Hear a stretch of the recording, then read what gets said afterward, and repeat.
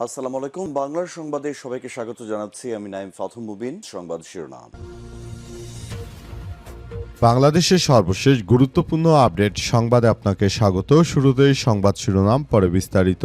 প্রথমেই জানাবো, হু হু করে বাড়ছে যমুনা নদীর পানি। সিরাজগঞ্জের চরাঞ্চলে বন্যার সংখ্যা। সিরাজগঞ্জের কাজীপুরে টানা বৃষ্টি আর উজান থেকে ধেয়ে আসা পাহাড়ি ঢলে হু হু করে বাড়ছে যমুনা নদীর পানি। দ্রুত পানি বৃদ্ধি পায় নদীটির অববাহিকায় গড়ে ওঠা চরাঞ্চল ও দ্বীপচরের নিচু এলাকাগুলো ইতিমধ্যেই প্লাবিত হয়ে গেছে। হঠাৎ করে পানি বেড়ে যায় নদী তীরবর্তী ও চরের লাখ লাখ মানুষের মধ্যে নতুন করে তীব্র বন্যা ও নদী ভাঙ্গনের আতঙ্ক দেখা দিয়েছে। এদিকে আসুন মিলেমিশে দেশের জন্য কাজ করি, বললেন প্রধানমন্ত্রী। দেশবাসীর প্রতি আহ্বান জানিয়েছেন তারেক রহমান। তিনি বলেন, কয়দিন আগে ধর্মবর্ণ নির্বিশেষে সকলে মিলেমিশে দেশ থেকে স্বৈরাচার হটিয়েছি। এবার আসুন সবাই মিলেমিশে দেশের জন্য কাজ করি। তিনি আরো বলেন, মুক্তিযুদ্ধ যখন হয়েছিল দলমত নির্বিশেষে সবাই একসঙ্গে কাজ করেছি। আসুন এবারও একসঙ্গে কাজ করি।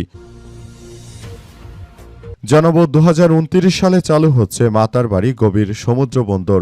সংসদে নৌ পরিবহন মন্ত্রী। 2029 সালের মধ্যে কক্সবাজারের মাতারবাড়ি গভীর সমুদ্র বন্দর চালু হবে বলে জাতীয় সংসদে জানিয়েছেন নৌ পরিবহন মন্ত্রী শেখ রবিউল আলম। তিনি বলেছেন, এই বন্দর চালু হলে বাংলাদেশ প্রথমবারের মতো প্রায় 8200 TEU ধারণ ক্ষমতা কন্টেইনারবাহী জাহাজ, প্রায় 1 লক্ষ ডেডওয়েট টন বা DWT ধারণ ক্ষমতা সম্পন্ন মালবাহী জাহাজ সরাসরি বন্দরে ভিড়তে পারবে, যেটি দেশের অর্থনীতিতে ব্যাপক ভূমিকা রাখবে।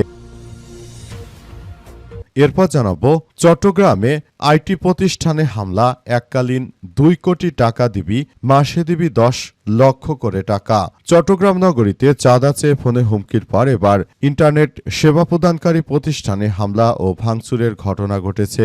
সে সময় প্রতিষ্ঠান থেকে 35 লক্ষ টাকা লুটপাট করে নিয়ে গেছে সন্ত্রাসীরা। তাদের ভাষ্য, 2 দিন আগে ফোন করে ডেবিট ইমন পরিচয় হুমকি দেওয়া হয়েছিল। ব্যবসা করতে হলে 2 কোটি টাকা দিবি, মাসে দিবি 10 লক্ষ করে টাকা। এবং সর্বশেষ জানাবো, ফাঁকা বাসায় মায়ের ঝুলন্ত মরদেহের পাশে কাঁদছিল অবুঝ 2 সন্তান। চাঁদপুরের শাহরাস্তি উপজেলা সাবেক নারী ভাইস চেয়ারম্যান প্রার্থী নাজমুন নাহার স্বপ্নার 35-এ রহস্যজনক মৃত্যু হয়েছে আজ। উপজেলার দোয়াভাঙ্গা বাস স্ট্যান্ড এলাকায় নিউ লাইফ হাসপাতাল ভবনের 5ম তলা একটি ভাড়া বাসা থেকে তার ঝুলন্ত মরদেহ উদ্ধার করেছে শাহরাস্তি মডেল থানা পুলিশ। নিহত নাজমুন নাহার স্বপ্না কুমিল্লার মনোহরগঞ্জ উপজেলার লালচাঁদপুর ইউনিয়নের বাংলাইশ গ্রামে নজরুল ইসলামের মেয়ে। তিনি 2024 সালে শাহরাস্তি উপজেলা পরিষদ নির্বাচনে নারী ভাইস চেয়ারম্যান পদে কলসি প্রতীক নিয়ে প্রতিদ্বন্দ্বিতা করেছিলেন। ব্যক্তিগত জীবনে তিনি 2 সন্তানের জননী ছিলেন। প্রিয় দর্শক, এতক্ষণ শুনছিলেন সংবাদ শিরোনাম, এবারে বিস্তারিত। তবে তার আগে বন্ধুরা, অনুরোধ থাকবে এই সংবাদটিতে একটি লাইক দিন। এই চ্যানেলে আপনি নতুন হয়ে থাকলে আমাদের সংবাদটি দেখতে দেখতে চ্যানেলটি সাবস্ক্রাইব করে রাখুন। কমেন্ট করে বন্ধুরা আপনার মূল্যবান মতামত জানিয়ে দিন আপনি বিশ্বের কোন দেশ থেকে বা বাংলাদেশের কোন স্থান থেকে আমাদের সংবাদটি দেখছেন এবং শুনছেন। আর বন্ধুরা, সংবাদটি আপনার সোশ্যাল মিডিয়া ফেসবুকে শেয়ার করে বন্ধুদেরও দেখার সুযোগ করে দিন। গাজা যুদ্ধে আপনি যদি নিরীহ ফিলিস্তিনিদের ভালোবেসে থাকেন বন্ধুরা, কমেন্টে ইয়েস লিখে পুরো বিশ্ববাসীকে আমাদের এই তাজা আপডেটটি দেখার সুযোগ করে দিন। এবারে বিস্তারিত।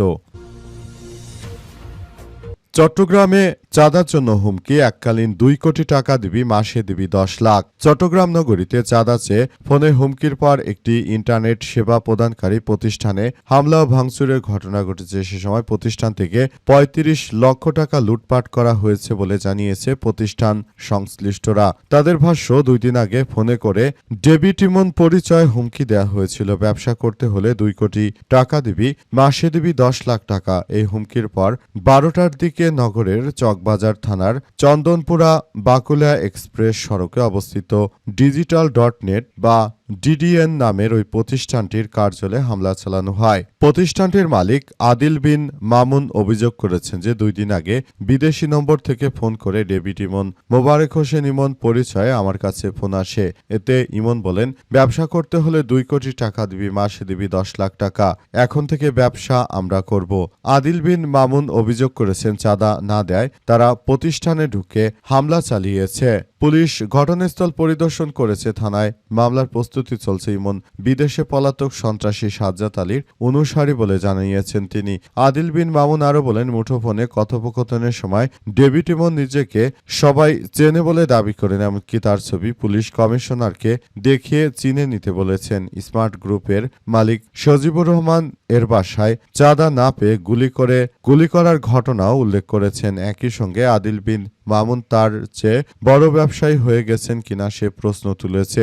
এ ঘটনার সিসিটিভি ফুটেজে দেখা যায় 15 থেকে 20 জনের একটি সশস্ত্র দল হঠাৎ করে ডিডিএন এর কার্যালয়ে ঢুকে পড়ে। দেশীয় অস্ত্রধারী ওই ব্যক্তিরা অফিসের কম্পিউটার, কর্মচারীদের মুঠোফোন এবং বিভিন্ন আসবাবপত্র ভাঙচুর করে। এক পর্যায়ে কুড়াল দিয়ে কম্পিউটার এবং অন্যান্য সরঞ্জামে আঘাত করতে দেখা যায়। সময় তারা কর্মচারীদের ভয়ভীতি দেখায়। হু হু করে বাড়ছে যমুনার পানি, সিরাজগঞ্জের চরাঞ্চলে বন্যার আশঙ্কা। সিরাজগঞ্জের কাজীপুরে টানা বৃষ্টি আর উজান থেকে ধেয়ে আসা ঢলে হু হু করে বাড়ছে যমুনা নদীর পানি। দ্রুত পানি বৃদ্ধি পায় নদীটির অববাহিকায় গড়ে ওঠা চরাঞ্চল। দ্বীপচরের নিচু এলাকাগুলো প্লাবিত হতে শুরু করেছে, অর্থাৎ পানি বেড়ে যায় নদী তীরবর্তী এবং চরের লাখো মানুষের মধ্যে নতুন করে তীব্র বন্যা ও নদী ভাঙ্গনের আতঙ্ক দেখা দিয়েছে। পানি উন্নয়ন বোর্ডের পাওবর নিয়ন্ত্রণ কক্ষের সূত্র থেকে জানা গেছে যে আজ যমুনা নদীর পানি দ্রুত বাড়তে শুরু করেছে। পানি বাড়তে থাকায় চরাঞ্চলের নিচু এলাকার ফসলি জমি ও বিভিন্ন জায়গায় পানি ঢুকে তারপর একটি সমস্যার সৃষ্টি হচ্ছে। মূলত সমস্যাগুলো সবার জন্য খুবই দুঃখজনক ব্যাপার, কারণ এই ধরনের সমস্যাগুলো খুবই দুঃখজনকভাবে বেড়ে যাচ্ছে। এখান থেকে সবাইকে বেরিয়ে আসতে হবে। চরাঞ্চলগুলোর ব্যাপার নিয়ে আবারও সবাইকে খুব সতর্কতামূলক কার্যক্রম চালিয়ে যেতে হবে। সবাইকে বলতে চাই, আপনারা যার যার জায়গা থেকে বিষয়গুলো নিয়ে খুব দ্রুততার সঙ্গে কার্যক্রম চালিয়ে যান, এমন প্রত্যাশার কথা বলা হয়েছে।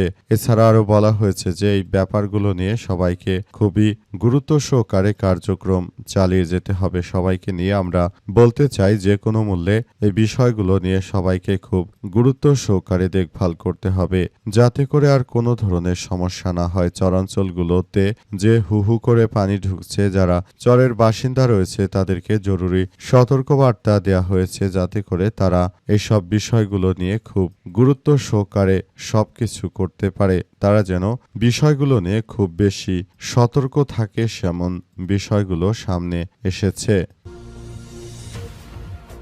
আসুন মিলেমিশে দেশের জন্য কাজ করি, বললেন প্রধানমন্ত্রী। সারা দেশে চাঁদাবাজি, রাহাজানি, সন্ত্রাসী এমন কোনো অপরাধ নেই যা বর্তমান সময় হচ্ছে না। তারপরও প্রধানমন্ত্রী বলেন, আসুন মিলেমিশে কাজ করি। কদিন আগে ধর্মবর্ণ নির্বিশেষে সকলে মিলেমিশে দেশে স্বৈরাচার তাড়িয়েছি। এখন আমরা মিলেমিশে এক হয়ে রাষ্ট্র পরিচালনা করি বলে জানিয়েছেন প্রধানমন্ত্রী তারেক রহমান। তিনি আরও জানিয়েছেন যে দেশে যেভাবে রাহাজানি এবং সন্ত্রাসী কার্যক্রম শুরু হয়েছে, বিষয়গুলো সবাইকে খুব গুরুত্ব সহকারে দেখভাল করতে হবে এবং সবাইকে বলতে চাই, আপনারা মানুষজনকে জামিন দেওয়ার ব্যাপারে খুব বেশি সতর্কতা অবলম্বন করবেন, কারণ অপরাধীরা জামিন পেয়ে যাওয়ার পর তারা আবার একই ধরনের অপরাধ করছে। সুতরাং তাদেরকে এখনই এই বিষয়গুলো নিয়ে খুব সতর্ক থাকতে হবে। সারা দেশ জুড়ে যেসব সন্ত্রাসী, চাঁদাবাজি এবং কার্যক্রম চলছে, সেগুলো থেকে এখনই বেরিয়ে এসে তারপর কার্যক্রম চালিয়ে যেতে হবে বলে উল্লেখ করা হয়েছে। প্রধানমন্ত্রী তারেক রহমান তিনি যতই দেশের সবাইকে একসঙ্গে মিলেমিশে কাজ করার কথা বলেন না কেন, কারণ মূলত দেশে চাঁদাবাজি, রাহাজানি, সন্ত্রাসী কার্যক্রমগুলোর অধিকাংশ জায়গায় বিএনপির নেতৃত্ববৃন্দরা জড়িত। তাদের কাছে রয়েছে বিভিন্ন অস্ত্রশস্ত্র এবং এসব অস্ত্রশস্ত্রের কারণে মূলত এই ঘটনাগুলো ঘটছে এবং এই ঘটনা থেকে আসলে এই মুহূর্তে সবাইকে খুব সতর্কতার সহিত কার্যক্রম চালিয়ে যেতে হচ্ছে। 2029 সালে চালু হচ্ছে মাতারবাড়ি গভীর সমুদ্র বন্দর, বললেন সংসদে নৌ পরিবহন মন্ত্রী। 2029 সালের মধ্যে কক্সবাজারে মাতারবাড়ি গভীর সমুদ্র বন্দর চালু হচ্ছে বলে জাতীয় সংসদে জানিয়েছেন নৌ পরিবহন মন্ত্রী শেখ রবিউল আলম। তিনি বলেছেন, এই বন্দর চালু হলে বাংলাদেশে প্রথমবারের মতো প্রায় 8,200 একটি ইইউ ধারণ ক্ষমতা সম্পন্ন কন্টেইনার বাহী জাহাজ এবং প্রায় 1,00,000 ডেডওয়েট টন বা ডিডব্লিউটি ধারণ ক্ষমতার মালবাহী জাহাজ সরাসরি বন্দরে ভিড়তে পারবে, যা দেশের আন্তর্জাতিক এবং বাণিজ্য সংকট মোকাবেলা করে এক নতুন উচ্চতায় নিয়ে যাবে। আর জাতীয় সংসদে প্রশ্নোত্তর পর্বে চাঁপাইনবাবগঞ্জ ৩ আসনের সংসদ সদস্য মোহাম্মদ নুরুল ইসলাম এক লিখিত প্রশ্নের জবাবে তিনি এই তথ্য জানান। নৌপরিবহন মন্ত্রী বলেছেন যে বর্তমানে বাংলাদেশের সমুদ্র বন্দরগুলোর গভীরতম কম হওয়ায় বড় বড় মাদার ভেসেল বৃহত্তম মালবাহী জাহাজ সরাসরি ভিড়তে পারে না, ফলে অধিকাংশ আমদানি রপ্তানি পণ্য সিঙ্গাপুরের কলম্বো ও মালয়েশিয়ার মতো আঞ্চলিক ট্রান্সশিপমেন্ট বন্দরে খালাস করে ছোট ছোট ফিডার ভেসেলে দেশে আনতে হয়। এতে অতিরিক্ত খরচ ও সময়ের অপচয় হয়, পাশাপাশি ব্যবস্থায় বাড়তি চাপ সৃষ্টি হয়। মাতারবাড়ি বন্দর চালু হলে বিদেশি নির্ভরতা কমে যাবে এবং দেশের বৈদেশিক বাণিজ্য সহযোগিতা সক্ষমতা বাড়বে বলে জানিয়েছেন তিনি। সুতরাং এসব বিবেচনা করে তৎকালীন আওয়ামী লীগের সভানেত্রী শেখ হাসিনা তিনি মূলত এসব বিষয়গুলো হাতে নিয়েছিলেন এবং শেখ হাসিনার নির্দেশে মাতারবাড়িতে এই গভীর সমুদ্র বন্দর চালু করা হয়েছে। শেখ হাসিনা আরও বাংলাদেশে বেশ কয়েকটি প্রজেক্ট করেছেন যেগুলো দেশের জন্য অত্যন্ত গুরুত্বপূর্ণ একটি ইস্যু হিসেবে দাঁড়িয়েছে। তারপরও শেখ হাসিনা কালের অবর্তমানে মানুষের উপর যেভাবে চাপাচাপি করত, সেসব কারণে মূলত শেখ হাসিনা তিনি আসলে আর দেশে থাকতে পারেননি।